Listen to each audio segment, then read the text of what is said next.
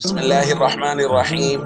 عن ابي هريره رضي الله تعالى عنه قال قال رسول الله صلى الله تعالى عليه وسلم لقد كان فيما قبلكم من الامم محدثون فان يك في امتي احد فانه عمر. رواہ البخاری۔ نبی کریم صلی اللہ علیہ وسلم نے ارشاد فرمایا، پکی بات ہے کہ تم سے پہلی امتوں میں محدث ہوا کرتے تھے، یعنی وہ لوگ جن کو الہام ہوتا تھا۔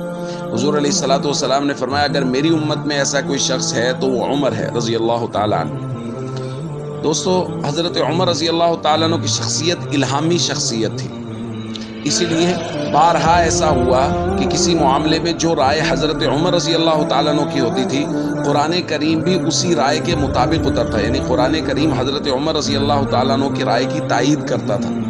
اور اسی الہامی صفت کو نبی کریم صلی اللہ علیہ وسلم نے کچھ اس طرح بھی بیان فرمایا، لو کان بعدی نبی لکان عمر۔ حضور نے فرمایا اگر میرے بعد کوئی نبی ہوتا تو وہ عمر ہوتا، یعنی نبوت کا سلسلہ اور دروازہ تو بالکل بند ہے، لیکن جو الہامی کیفیات اور صفات چاہیے ہوتی ہیں اللہ تعالیٰ نے وہ عمر رضی اللہ تعالیٰ عنہ میں رکھی ہیں۔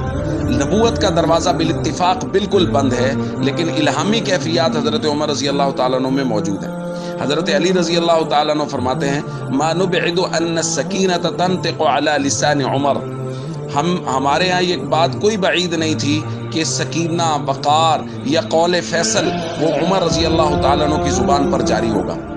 تو حضرت عمر رضی اللہ تعالیٰ عنہ کی کیفیات وہ الہامی کیفیات تھی، اور وہ جو بات فرماتے تھے وہ فیصلہ کن ہوتی تھی، یعنی ان کی بات اللہ رب العزت اس کی تائید نازل فرماتے تھے اور وہ فیصلہ کن بات ہوتی تھی۔ اس لیے حضرت عمر رضی اللہ تعالیٰ عنہ سے محبت، عقیدت، تمام صحابہ اور اہل بیت سے محبت رکھنا، اور صحابہ کرام کی صفات، یعنی مختلف صحابہ میں مختلف صفات دوسروں سے زیادہ ہوا کرتی تھی، تو الہامی صفات ہونے میں حضرت عمر رضی اللہ تعالیٰ عنہ دوسرے صحابہ سے منفرد ہے۔ السلام علیکم ورحمۃ اللہ وبرکاتہ۔